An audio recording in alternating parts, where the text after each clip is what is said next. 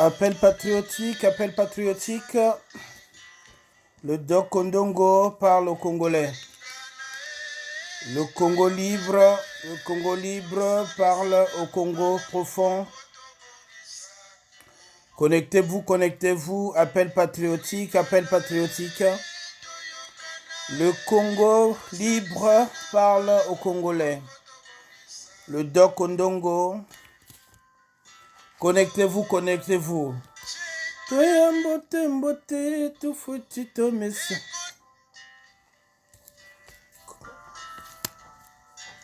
Congo ekolo mawene tobongisa yango Congo. Congo ekolo monene totosana te Congo. Tolingana toyokana tosalisana malamu bongo tobongisa Congo. Tolingana toyokana tosalisana malamu bongo tobongisa Congo. Appel patriotique, appel patriotique. Tolingana toyokana tosalisana bongo tobongisa Congo. Le Doc Ondongo Pandi, appel patriotique, appel patriotique. Connectez-vous, connectez-vous, connectez-vous. Nzeto ya mbote mbote tufoti tomesa nzeto. Mboka na biso kitoko tokoki tobongisa yango soki tolingi yango. Tufoti sala sana tolingana toyokana bongo tobongisa Congo totonga mboka na biso. Bamisusu te bakotonga yango mende biso moko po neza mboka na biso bakoko batikela biso. Appel patriotique, le Doc Ondongo Pandi. Le Doc Ondongo Pandi, appel patriotique, nous parlons de la situation du Congo.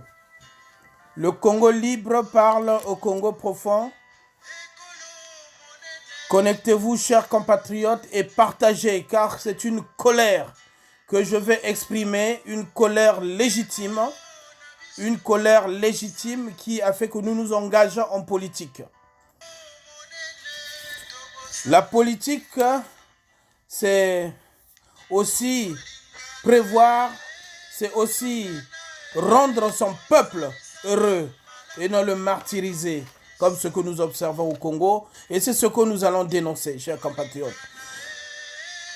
Jacques Lubelo, l'hymne à la paix, l'unité du Congo, un Congo uni, un Congo prospère, ce beau pays qui s'étend de Nzambi jusqu'à Epena, pays riche, béni des dieux, mais maudit par le grand Satan qui est Sassou Nguesso et le PCT et leur bande de voleurs, de pilleurs que nous dénonçons et que nous combattrons jusqu'à notre dernier souffle.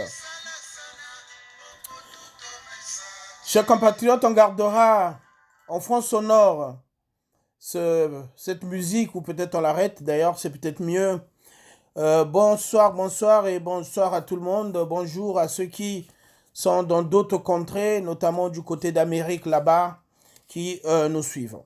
Si nous intervenons aujourd'hui, c'est par rapport à cette colère qui s'exprime de part et d'autre, cette détresse qui s'exprime de part et d'autre avec nos enfants, nos neveux, nos jeunes étudiants, qui, d'Ukraine à Cuba, en passant par Dakar, Cotonou, et même ceux qui sont au Congo, vivent une situation, une détresse indescriptible. Tenez, là, vous avez une note que vous avez dû voir circuler sur le net, donc, qui date de ce 25 mars 2019. Ça vient de l'ambassade du Congo au Sénégal. Donc, ce n'est pas lorsque nous dénonçons ce pouvoir, que nous disons que ces gens, c'est pas des humains, c'est-à-dire qu'ils ont perdu leur part humaine. Puisque là, cette note qui date du 25 mars 2019, que vous pouvez voir partout au niveau des réseaux, puisque ça circule, et c'est signé par monsieur Pascal Makoka. Alors, que dit cette note? Donc, vous savez qu'il y a des centaines et des centaines d'étudiants congolais au Sénégal.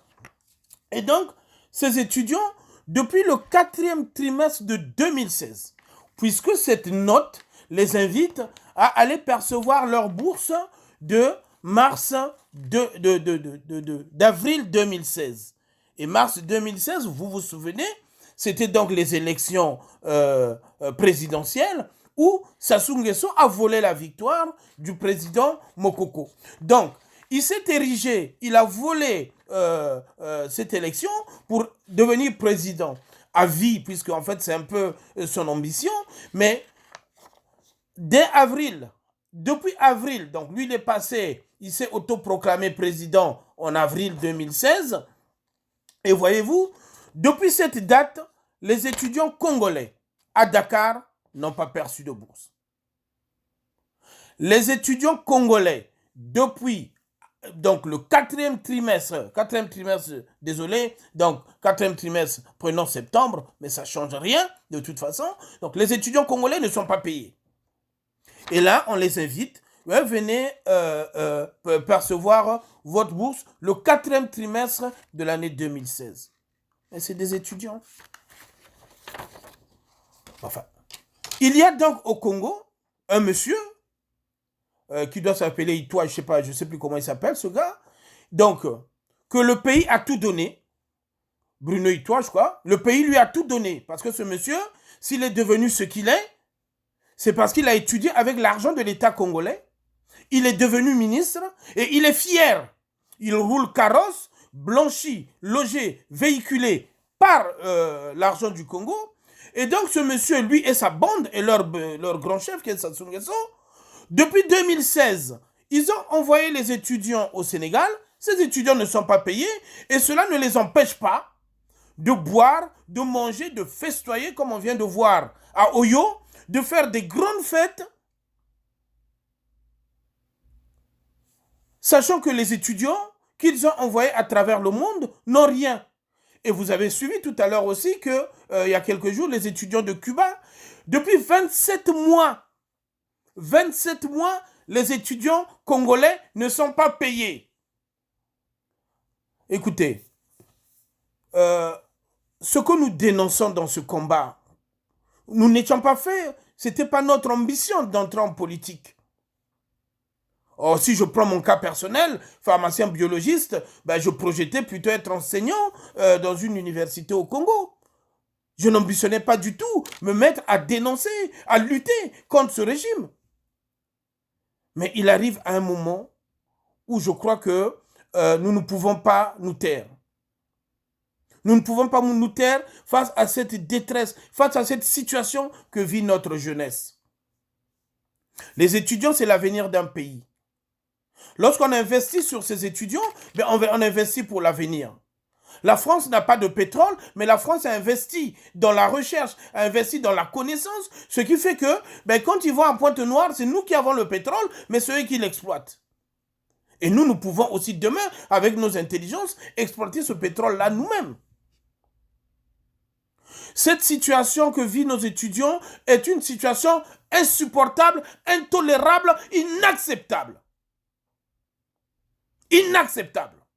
Aussi, je dénonce les syndicats, je dénonce les parents d'élèves, je dénonce les partis politiques au Congo. Oui, je vous dénonce, vous qui vous roulez carrosse, comme on dit, qui vous pavanez honorable, vénérable, à la con, vous savez que vos étudiants, plus de 2 ans, n'ont pas de bourse. Alors vous vous interrogez, lorsque vous pavanez honorable X, vous êtes des déshonorables. Honte à vous. Parce que dans un pays normal, vous auriez interpellé le ministre Itoa pour lui demander des comptes. Vous aurez interpellé votre Mwamba pour l'interroger. Quel est le sens? Pourquoi il est Premier ministre? Un Premier ministre qui est incapable de s'assurer que sa jeunesse, ces jeunes qu'ils ont envoyés en formation, et qui sont abandonnés à eux-mêmes, qui sont devenus des prostituées pour les filles et même les garçons. Mais l'avenir du Congo, c'est quoi? Lorsque vous envoyez des milliers, des centaines d'étudiants faire médecine, mais l'ambition, c'est quoi? L'ambition, ce n'est pas pour améliorer la situation sanitaire du pays. Et lorsque vous les abandonnez, donc ça veut dire que vous en avez envoyé peut-être 2000 ou plus de 2000, mais alors combien pourront s'en sortir? Ok, ceux qui ont des parents riches, ben, qui ont des parents au Congo, ben, qui ont des parents qui peuvent leur envoyer des moyens, s'en sortiront, et tous les autres. Toute la grande masse. Je dénonce les associations des parents d'élèves du Congo. Vous avez toléré qu'au Congo, qu'il y ait des classes de 350 élèves, vous ne dites rien. Vous voyez votre université poubelle, où les étudiants, ben, c'est devenu l'une des dernières universités du monde. Les syndicats, vous voyez que tout est au rouge au Congo, tout. Il n'y a pas un secteur où l'on va citer le Congo comme étant un modèle, aucun secteur. Et aujourd'hui, Sassou Nguesso, qui depuis donc, de plus de 2 ans, ne paye pas les bourses des étudiants, depuis près d'une année, ne paye pas les retraités. Et voilà, il peut s'afficher partout, vous proclamer que voilà, ok, 2016, 2018, 2017, 2018, 2019, 2020, alors vous allez vivre durement, mais 2021, vous serez les plus heureux. Non, chers compatriotes, réveillez-vous. Chers compatriotes, réveillez-vous. Vous qui vous pavanez, ok, vous avez réussi en Europe, vous avez réussi en Amérique, mais vous êtes Congolais. Vous n'avez pas amené au Congo, là où vous êtes, vous n'avez pas amené tout votre village, vous n'avez pas amené tout votre pays, toute votre famille. Le chaos s'est installé dans notre pays. Un véritable chaos par un pouvoir incapable. Mais lorsqu'on n'arrive pas, on jette l'éponge. Lorsqu'on n'arrive pas, on jette l'éponge. Et dans le cas du Congo, lorsqu'on est perdu, comme ce pouvoir est un pouvoir perdu, qui n'arrive à rien et qui n'arrivera à rien, 2021 n'accouchera que du vent, rien du tout. Les slogans, on en a eu. Et aujourd'hui, le résultat, il est là. Il est là. C'est ça, les communiqués du pouvoir en place, qui demandent aux étudiants d'aller percevoir leur bourse de 2016. 27 mois, plus de 2 ans où les étudiants n'ont pas de bourse. C'est inacceptable, c'est intolérable. Dans aucun pays, on peut accepter une telle situation. Dans aucun pays. Les Congolais, le Congolais, nous sommes un peuple fier. Oui, fier de l'être. Lorsque nous sommes allés à l'étranger, nous sommes nombreux, des centaines, des milliers, à avoir montré que oui, nous sommes capables. Mais aujourd'hui, ce qui se passe, ça veut nous enlever. Il nous a enlevé notre fierté. On voit ces étudiants de Cuba qui ne peuvent même pas parler, ils ne peuvent même plus se plaindre. Et je suis sûr que certains ne peuvent même plus mettre une cravate. Ils ont honte. Honte parce que nous avons eu la malchance d'avoir à la tête de notre État un sorcier. Un véritable sorcier qui ne veut pas du bonheur de son peuple. Lorsqu'on veut du bonheur de son peuple, on ne laisse pas 24 mois, 27 mois, ces étudiants sans bourse. Vous avez l'argent parce que vous avez volé l'argent. Mais imaginez-vous ce que vous étiez, vous, avant, lorsque vous aviez bénéficié de la bourse du Congo. Monsieur Bruno et toi, ok, peut-être je ne connais pas ce qu'était votre père, mais imaginez ce qu'était votre grand-père avant. Dans quelle situation il était? Et donc, si vous avez pu étudier, c'est parce que la République, vous avez bénéficié de l'argent de la République. Mais aujourd'hui, que faites-vous de la République? Que faites-vous de l'avenir de nos enfants? Que faites-vous de l'avenir de ce pays? Ces jeunes que vous abandonnez, demain nos hôpitaux. Et aujourd'hui déjà, la situation est dramatique. Pourquoi? Dans les années 80, fin 90, avec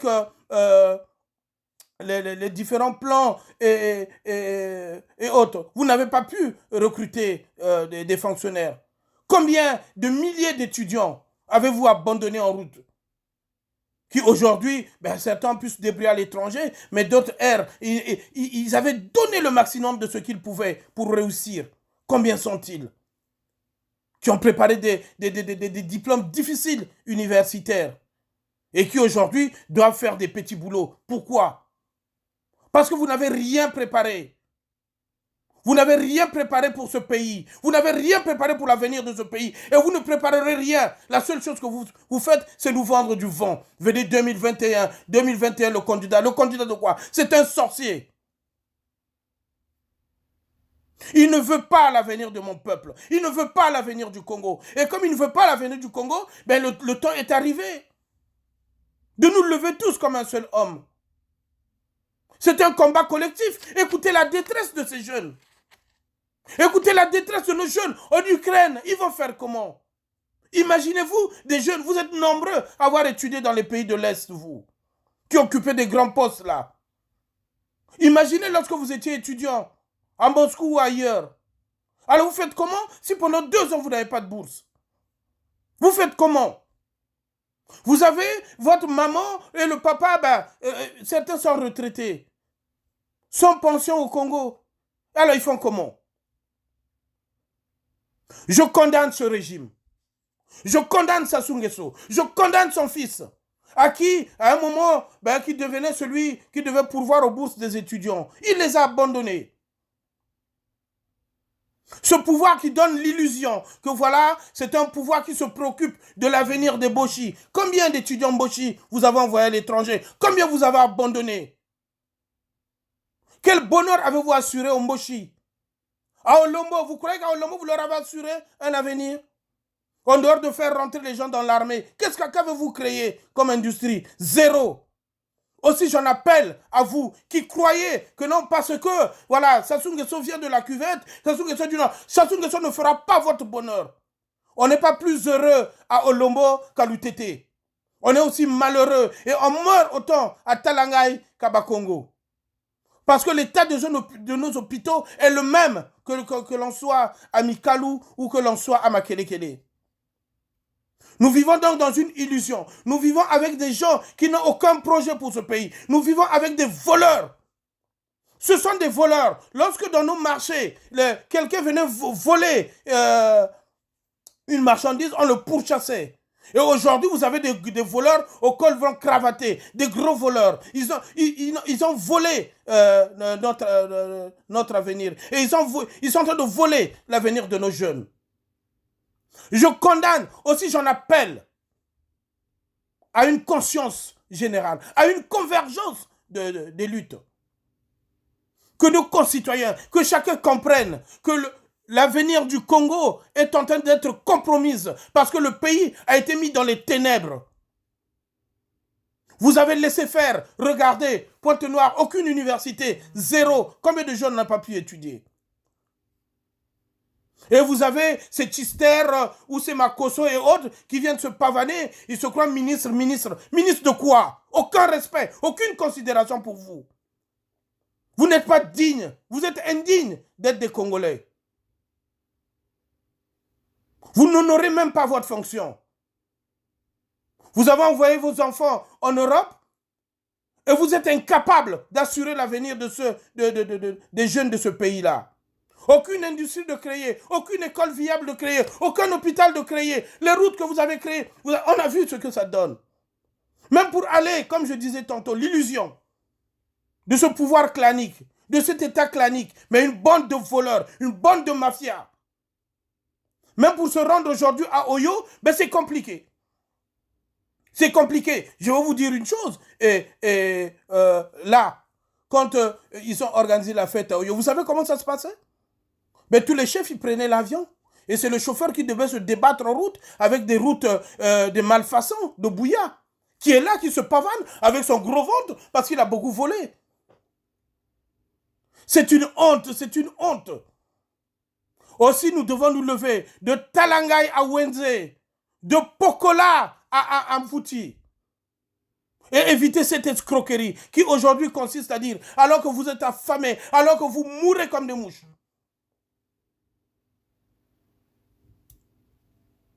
De voir ce Sassou Nguesso et sa bande continuer là comme ça à distraire les gens. Un pouvoir incapable. La solution, on la connaît. La situation que connaît notre pays est une situation artificielle. Artificielle.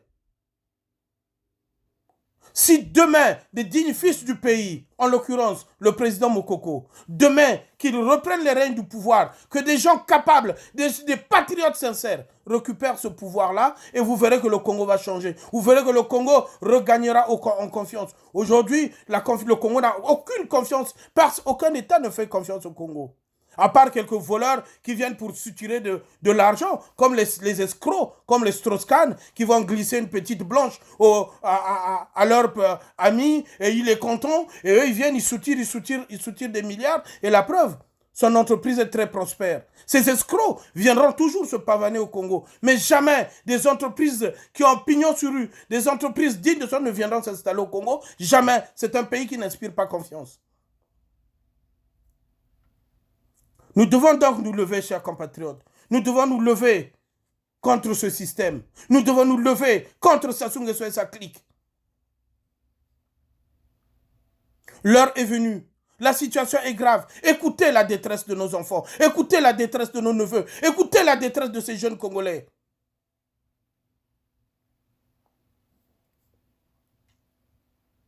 Et nous ne sortirons de cette situation que si nous sommes unis. Nous ne sortirons de cette situation que si nous nous levons. Si nous ne nous levons pas, Sassou Nguesso restera là. Et lui, avec son système, si ce n'est pas lui, ça sera son fils. Et croyez-moi, son fils sera pire que lui.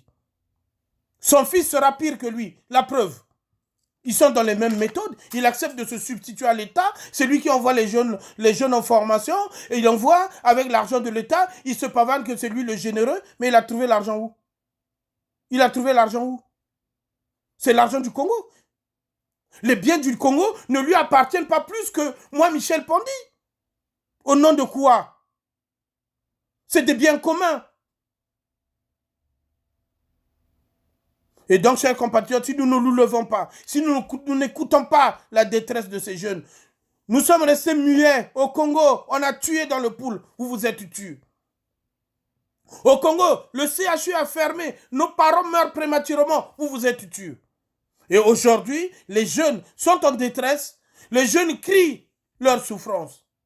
Et que vous continuez à vous taire. Continuez à vous taire et le pays continuera à s'enfoncer. L'heure est grave. L'heure est grave, chers compatriotes. Je salue tous ceux qui, avant moi, les indignés et autres, qui se sont déjà prononcés sur cette question. Et je souhaite qu'il y ait vraiment convergence, que nous soyons plus nombreux à le dire, que nous soyons plus nombreux à nous lever, que nous soyons plus nombreux à dire non, ça suffit.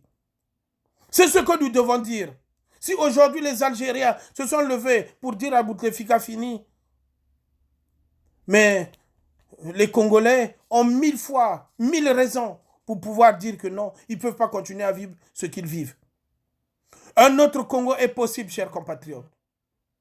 Parce que, au-delà du pétrole, nous avons un pays riche. Au-delà du pétrole, nos fleuves sont riches. Au-delà du pétrole, nos forêts sont riches. Au-delà du pétrole, nos cerveaux sont riches. Nous réfléchissons, nous travaillons.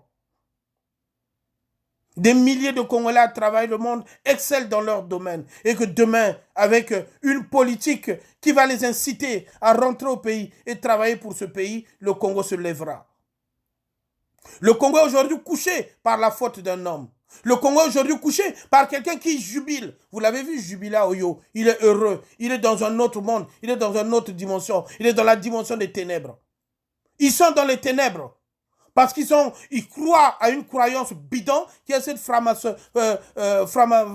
la franc-maçonnerie qu'ils ont importée au Congo, où ils ont enlevé les lumières que ça donne en Europe pour nous mettre l'obscurité de la sorcellerie. Ce que j'appelle toujours la franc-maçonnerie. Combattons ces gens. Si nous ne les combattons pas, nous continuerons à pleurer le monde. Si nous ne les combattons pas, nous verrons toujours notre pays abaisser. Si nous ne les combattons pas, Congolais, vous perdrez votre fierté. Vous aimez vous habiller, vous aimez être en cravate, vous aimez machin, vous n'aurez plus de fierté. Parce que de partout, on nous pointe du doigt. Nous ne sommes pas des gens capables. Nous sommes riches et nous ne sommes pas capables de donner un minimum à notre population, de donner un minimum à nos étudiants. Et pourtant, c'est notre avenir. C'est ces jeunes qui ont 21 ans, qui ont 20 ans, qui ont 10 ans, qui sont en train de travailler. Ils ont la fougue, ils veulent réussir. Vous avez suivi ces jeunes médecins?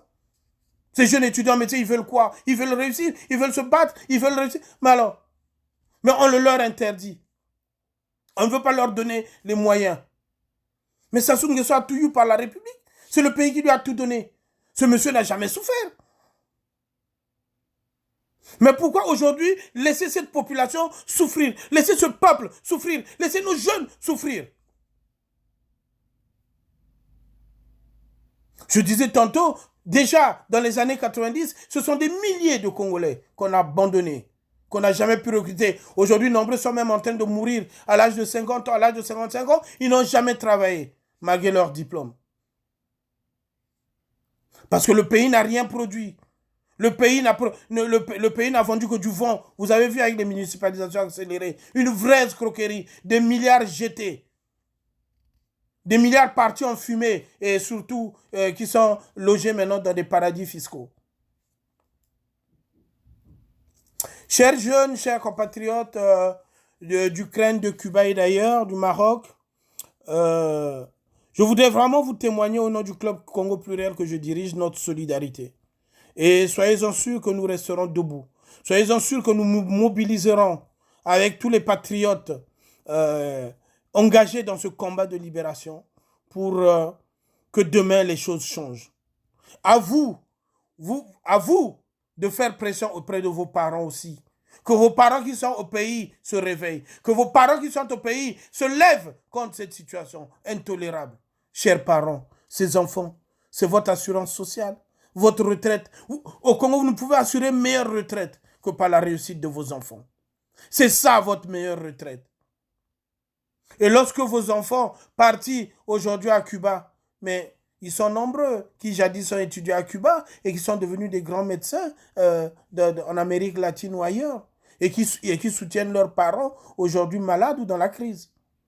Et donc lorsque vous taisez face à ce drame que vivent vos enfants, que est en train de vivre ces étudiants, ben sachez que c'est aussi votre avenir que vous êtes en train de compromettre. Votre avenir à vous et l'avenir aussi de votre famille. Parce que ces jeunes, ben, ils vont vous aider, certes, mais ils aideront aussi vos enfants et vos petits-enfants demain. Donc, face à cette situation difficile et chaotique dans laquelle Sassou Nguesso et sa clique a plongé le pays, ben, cela appelle à un sursaut patriotique. Et ce sursaut patriotique commence à ce que tous les syndicats, les organisations patronales, les partis politiques qu'il y a au Congo, mais déjà, vous avez là un dénominateur commun.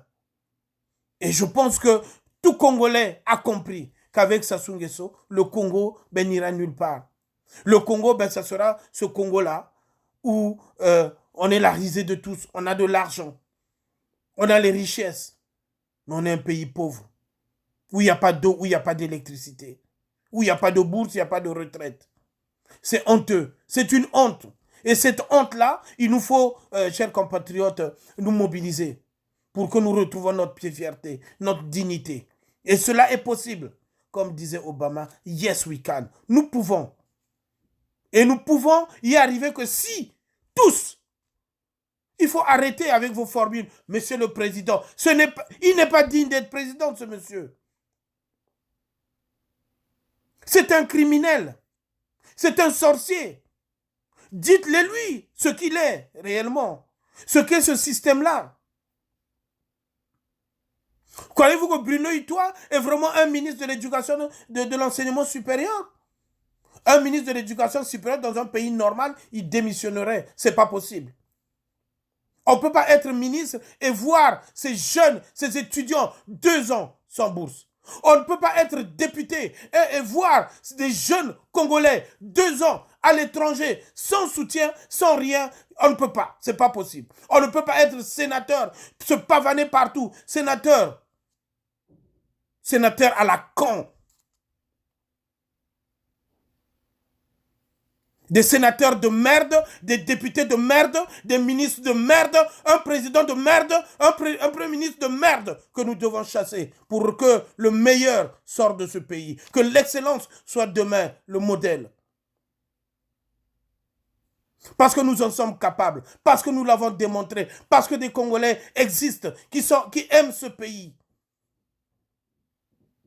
et qui aiment la fierté d'être Congolais.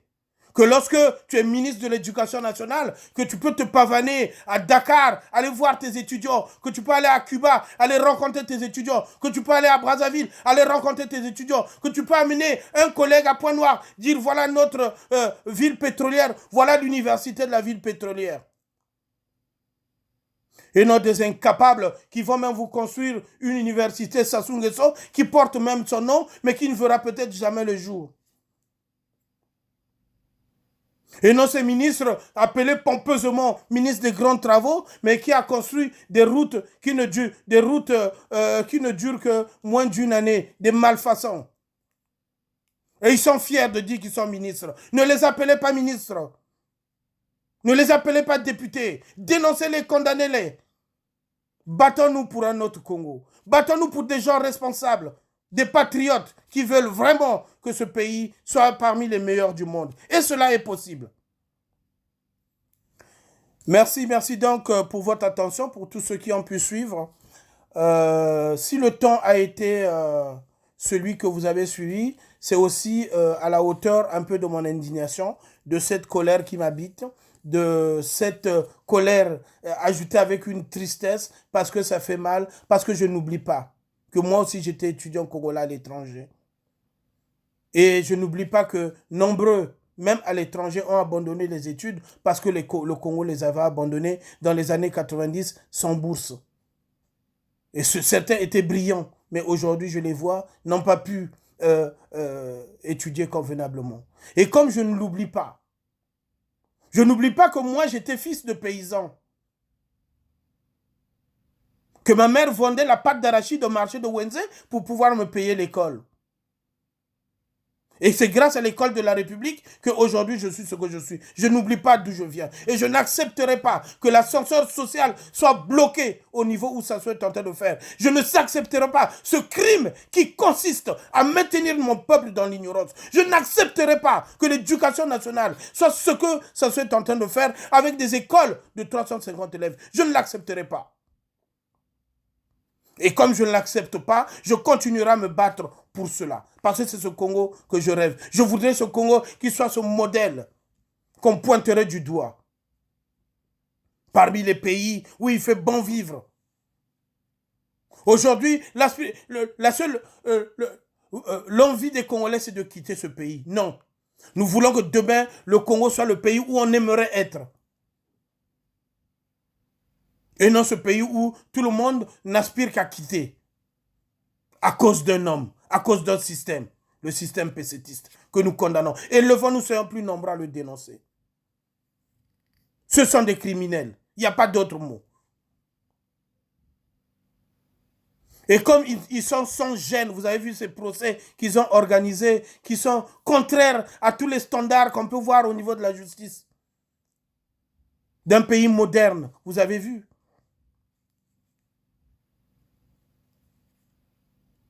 Donc, ne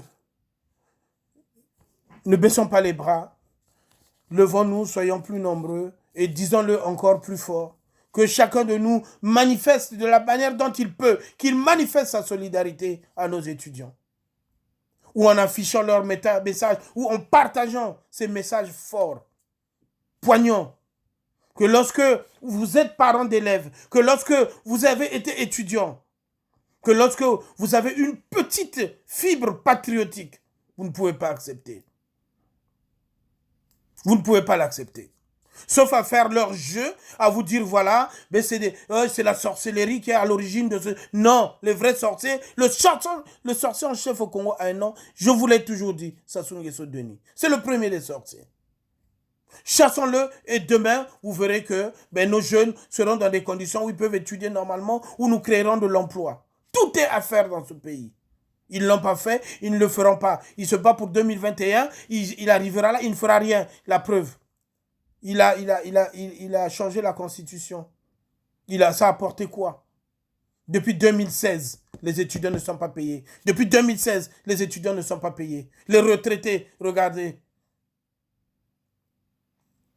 Non, l'heure est grave. Donc encore une fois, chers compatriotes, merci pour votre attention, vous qui m'avez suivi. J'espère que ce coup de gueule va être partagé et que je rassure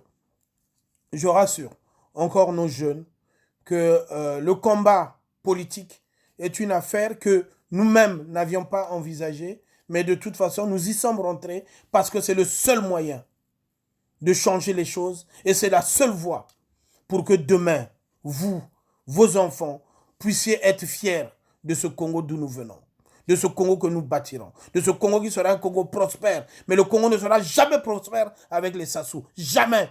Que chacun se le mette dans la tête. Si Sassou Nguesso pouvait rendre les Congolais heureux, les Congolais seraient heureux. Mais c'est impossible.